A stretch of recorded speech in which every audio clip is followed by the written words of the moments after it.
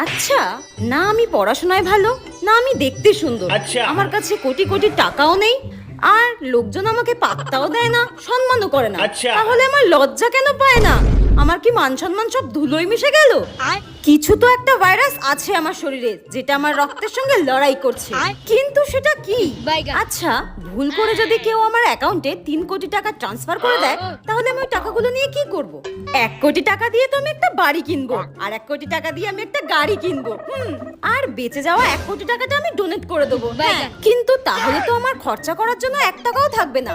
একটা কাজ করব, 1 লাখ টাকা ডোনেট করব, তাহলে বাকি 99 লাখ টাকা আমি আমার খরচা করতে পারবো, একদম নিজের ইচ্ছা মতো জীবনযাপন করতে পারবো। উফ, আমার তো ভাবলেই আনন্দ হচ্ছে।